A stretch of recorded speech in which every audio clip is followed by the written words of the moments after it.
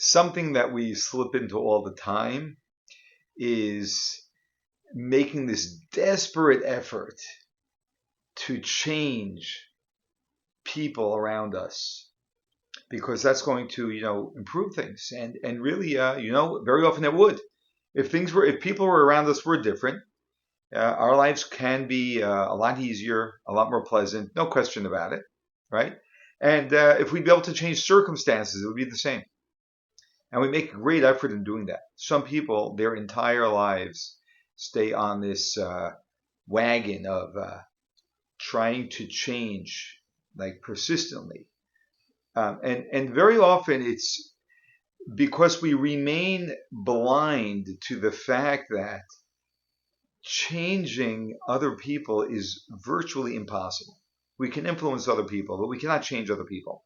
And our efforts in changing the circumstances around us are somewhat effective, but for the most part, quite difficult. There are many circumstances which are way beyond our control.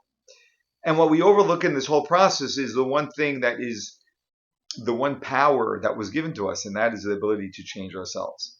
We have the ability to actually change the way we respond and we react to other people and other circumstances. It's a lifelong effort to develop ourselves in that way and to actually learn not to have that visceral emotional reaction or whatever the reactions we do have to people and things around us. But we can and we do. And anyone who's made effort in that regard has seen success, and it really has saved them a lot of heartache.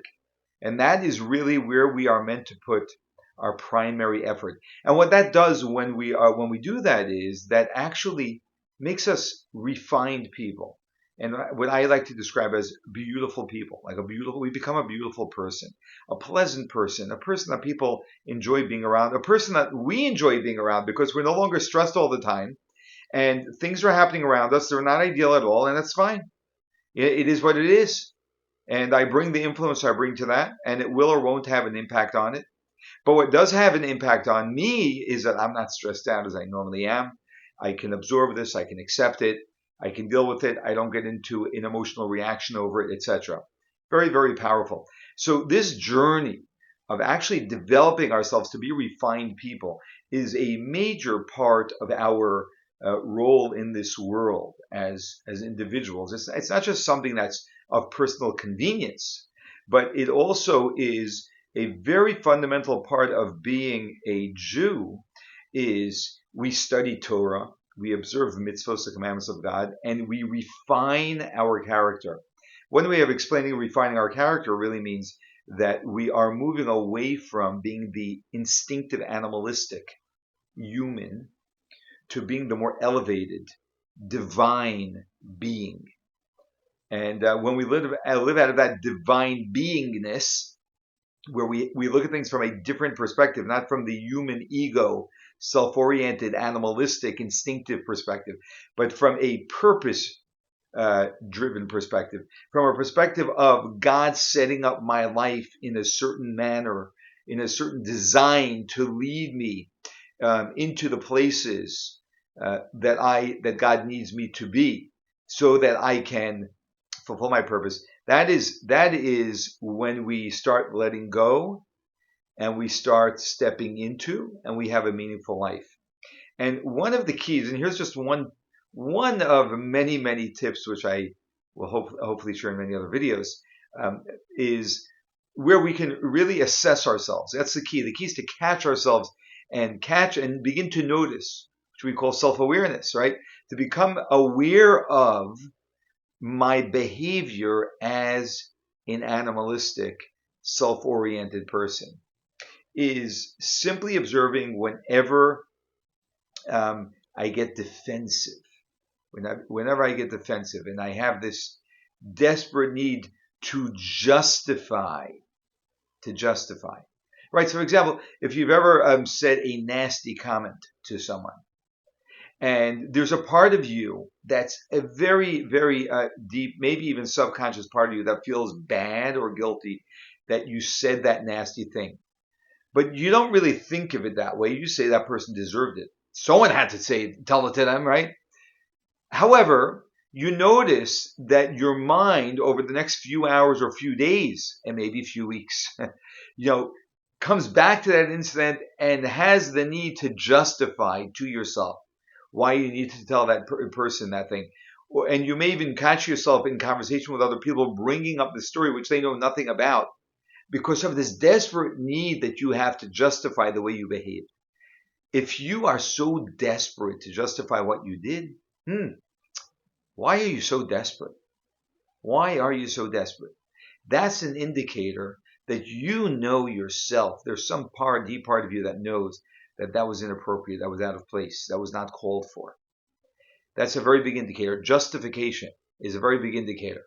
You ever, I don't know, you may have an exercise routine, where you exercise a couple of times a week or a few times, whatever it may be. And then, one day you wake up and you are not in the mood of exercising and you have all of these justifications that fly into your mind, right? About why you're too tired. It's good to have a break every once in a while. All the justifications that come up. Justifications that you become desperate to justify is an indicator that you are not being honest with yourself. You need to have a conversation with someone.